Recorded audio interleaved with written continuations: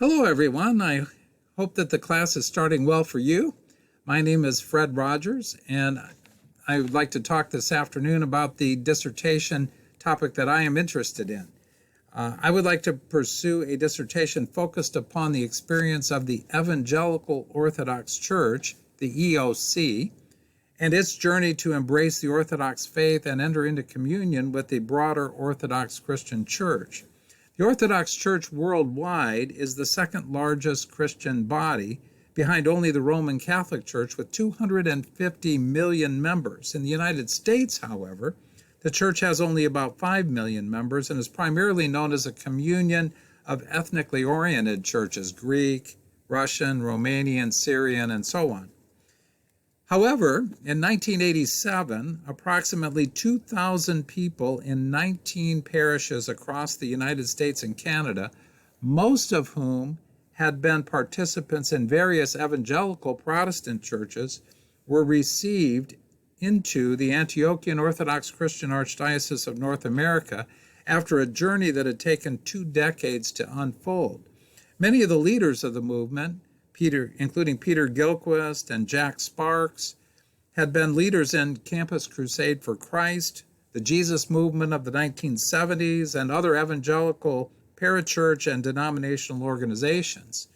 What led them to embrace the Orthodox faith, the process of their conversion, the experience they had developing the structure, practices, and beliefs of the Evangelical Orthodox Church, and the impact of their reception into the church, both on their own spiritual experience and on the Orthodox churches in North America, raise important questions. What does it mean to be Orthodox in an American context? What is distinctively American about American Orthodoxy?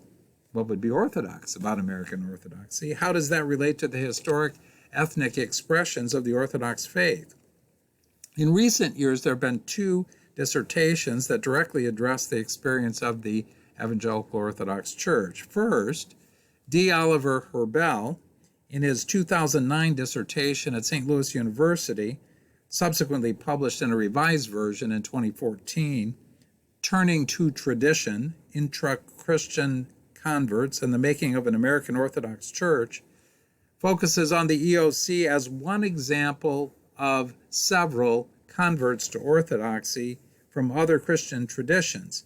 He interprets the EOC journey as a form of the American Restorationist tradition that sought to restore church life on the basis of the experience of the historic church. Now, American Restorationism, it usually focuses on restoring the biblical pattern, identifying the structures and practices of the biblical church and trying to restore that.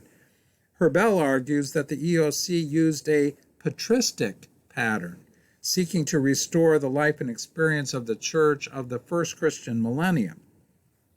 He then suggests that after their entry into the Orthodox Church, the former EOC went through a deconstruction process in which they abandoned the restorationist principle to adopt the cultural and spiritual traditions of the existing Orthodox churches.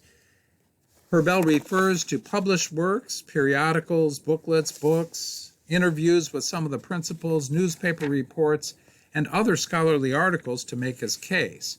More recently, in 2018, Aaron Joseph Sokol defended his dissertation on the EOC at the University of California, Santa Barbara, entitled "We're Not Ethnic: Ethnicity, Pluralism, and Identity in Orthodox Christian America." The dissertation focuses on the interaction between the EOC's general white evangelical American ethnic ethos and that of the Orthodox ethnic jurisdictions throughout their journey.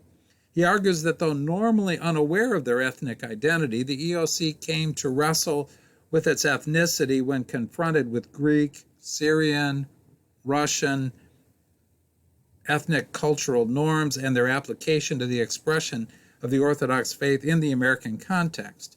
Sokol bases his analysis on published materials, books, pamphlets, magazine articles, 31 interviews with participants in the former EOC church in Santa Barbara, California, correspondence and other documents provided to him, and by participant observation in the church's services there in Santa Barbara. This whole milieu and these questions are really important ones to address, and I hope to be able to develop and think about these things for some time to come. Thank you very much. I hope you have a really wonderful weekend and a wonderful semester.